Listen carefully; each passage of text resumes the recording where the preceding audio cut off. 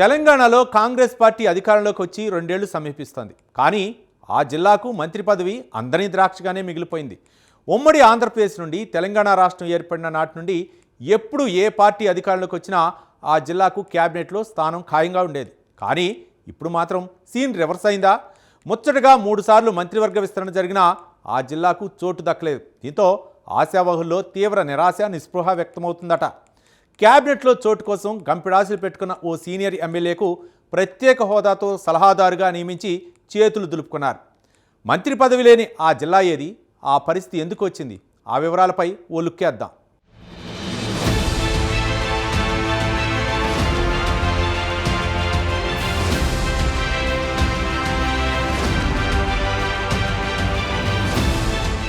రాష్ట్ర రాజకీయాల్లో నిజామాబాద్ జిల్లాకు ప్రత్యేకత ఉంది. జిల్లాలో ఏ పార్టీ మెజారిటీ అసెంబ్లీ సీట్లు సాధిస్తే ఆ పార్టీ అధికారంలోకి వస్తుంది. గత ఎన్నికల్లో ఉమ్మడి జిల్లాలో 9 స్థానాలకు గాను 4 చోట్ల హస్తం విజయం సాధించింది.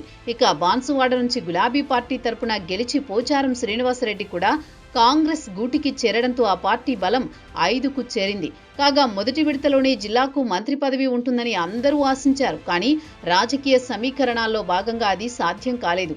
మాజీ మంత్రులు సుదర్శన్ రెడ్డి, షబ్బీర్ అలీ, పోచారం శ్రీనివాసరెడ్డి, ఎమ్మెల్సీ మహేష్ కుమార్ గౌడ్, ఎమ్మెల్యే మదన్ మోహన్ పేర్లు వినిపించాయి. కానీ సీఎం రేవంత్ రెడ్డికి అత్యంత సన్నిహితుడైన బోధన్ ఎమ్మెల్యే సుదర్శన్ రెడ్డికే క్యాబినెట్లో ఛాన్స్ అనే సంకేతాలు కూడా వచ్చాయి.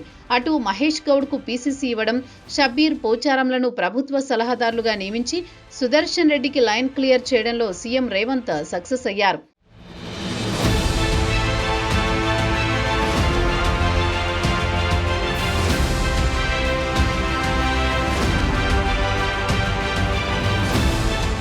అయితే సుదర్శన్ రెడ్డి విషయంలో మొదటి నుంచి అధిష్టానం అంత సానుకూలంగా లేదని తెలుస్తోంది. తన కోటా పెద్దాయనకు ఒక్క ఛాన్స్ అంటూ సీఎం ప్రయత్నించినా అధిష్టానం మాత్రం ఆ ఒక్కటి అడక్కు అంటూ సునాయాసంగా తిరస్కరించిందట. సుదర్శన్ రెడ్డి బోధన్ నుంచి 7 సార్లు పోటీ చేసి 4 సార్లు ఎమ్మెల్యేగా గెలిచారు. ఉమ్మడి జిల్లాలో 9 సెగ్మెంట్లకు గాను 2009 సాధారణ ఎన్నికల్లో కేవలం ఒకే ఒక్కరు కాంగ్రెస్ నుంచి గెలిచి మంత్రిపీఠం అధిష్ఠించారు. ఆ తర్వాత 2014, 2018లో వరుసగా ఓటమి పాలయ్యారు. గత ఎన్నికల్లో మళ్లీ గెలిచారు. సీఎం రేవంత్ రెడ్డికి అత్యంత సన్నిహితుడిగా ఉన్న సుదర్శన్ రెడ్డికి మొదటి జాబితాలోనే క్యాబినెట్లో చోటు దక్కాల్సి ఉండగా సమీకరణాల్లో భాగంగా ఛాన్స్ రాలేదు. అప్పటి నుంచి ఆయనను పెద్ద పదవి ఊరుస్తోంది. అసెంబ్లీ స్పీకర్గా అధిష్టానం పేరు పరిశీలించగా సుదర్శన్ రెడ్డి తిరస్కరించినట్లు అప్పట్లో ప్రచారం జరిగింది.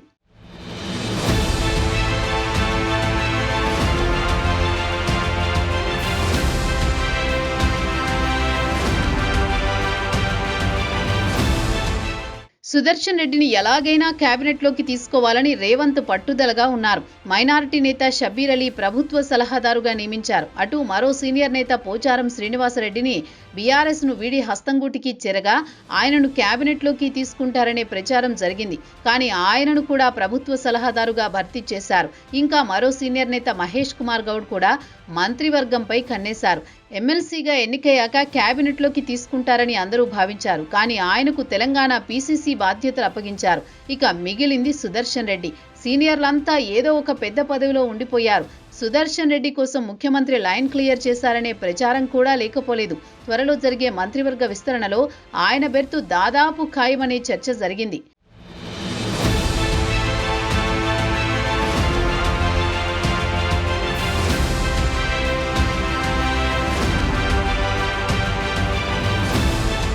అయితే మరో యువనేత ఎల్లారెడ్డి ఎమ్మెల్యే మదన్ మోహన్ రావు కూడా గట్టిగా ప్రయత్నించారు. పార్టీ ఐటీ సెల్ విభాగంలో కీలక నేతగా రాహుల్ గాంధీకి అత్యంత సన్నిహితుడిగా ఉన్నారు. పార్టీలో ప్రత్యేక గుర్తింపు తెచ్చుకున్నారు. అయితే గత ఎన్నికల్లో ఎంపీగా ఓడిపోయిన మదన్ కేవలం ఒకేసారి మాత్రమే ఎమ్మెల్యేగా గెలిచిన అనుభవం మాత్రమే ఉందట. సీనియర్ నేత సుదర్శన్ రెడ్డి వివాదరహితుడిగా పేరుంది. జిల్లాకు చెందిన విపక్ష నేతలు కూడా సుదర్శన్ రెడ్డికి మంత్రి పదవి ఇవ్వాలని కోరడం విశేషం. రెండోసారి జరిగిన మంత్రివర్గ విస్తరణలోనూ తన పేరు ప్రస్తావన లేకపోవడంతో అసంతృప్తి వెళ్లగక్కారు. సీఎం రేవంత్ రెడ్డి సహా ముఖ్యమైన మంత్రులు సుదర్శన్ రెడ్డికి నచ్చజెప్పారు.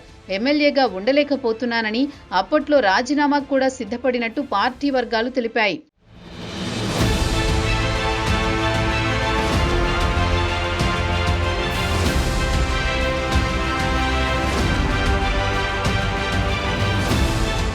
ఇక మూడోసారి ఒకే ఒక్క మైనారిటీ నేత అజహరుద్దీన్ పేరు తెరపైకి రావడం, మంత్రివర్గంలోకి తీసుకోవడం కూడా జరిగిపోయాయి. కాగా డిసెంబర్లో నుంచి జిల్లా నుంచి కేబినెట్లో ఒకరికి బెర్త్ ఖాయమని పీసీసీ అధ్యక్షుడు మహేష్ ప్రకటించడంతో జిల్లా నేతల్లో ఆశలు చిగురించాయి.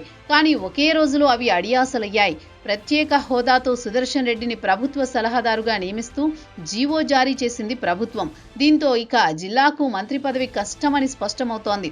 అభివృద్ధి, సంక్షేమ పథకాలను సమీక్షించే అధికారాలు కూడా సుదర్శన్ రెడ్డికి ఇవ్వడం కూడా మంత్రి లేని లోటును పూడ్చగలిగామని అధిష్టానం భావిస్తోంది. సో ఇప్పట్లో జిల్లాకు మంత్రి పదవి ఉండదని తేలిపోయిందని పార్టీ వర్గాలు చెప్తున్నాయి.